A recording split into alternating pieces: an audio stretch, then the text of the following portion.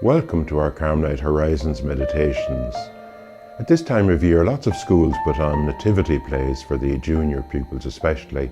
And I'd like to share with you a story I heard a few years ago of one of those plays.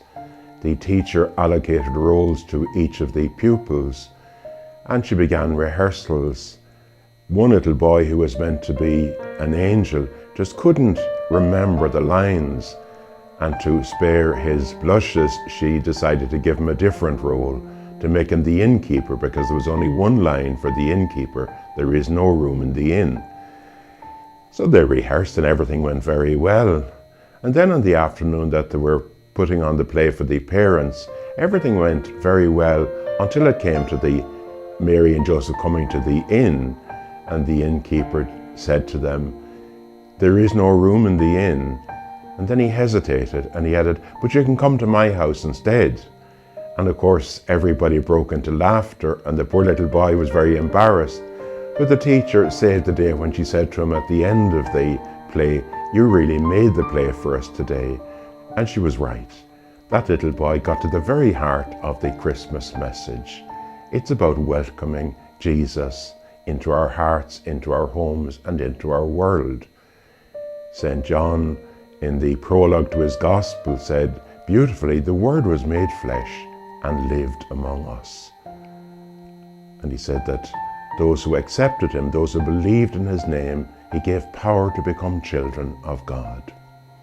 It's a wonderful privilege to be a child of God, invited to address God as Father, as Daddy, to be more, I suppose, a more accurate translation of the word, the Aramaic word Abba. And Jesus wants that relationship with his Father to change us, to transform us, to make us patient and kind, gentle, generous, and perhaps especially forgiving. And as that relationship grows, we keep the presence of Jesus alive in our world. But we know from our own experience it's not always easy to be patient and kind, to be gentle and generous. And it's particularly difficult to be forgiving, and especially if the hurt goes deep. We know that Jesus has to come into our hearts to change and mold us and make our hearts like his own. And he never forces his way into our hearts. He'll only come when welcomed. And so it's up to us to welcome him. It's not easy to welcome him. It might sound easy, but we know that it means opening ourselves up to change, and that's never easy. We've all become probably a bit self-sufficient, a bit independent as life goes on, and to let that go and have the trust of little children isn't easy. Only Jesus can do it for us. But he wants to, and he will do. That's what Christmas is all about. And so I suppose the question for us is, can we, like that little boy, say, "You are welcome in our house"?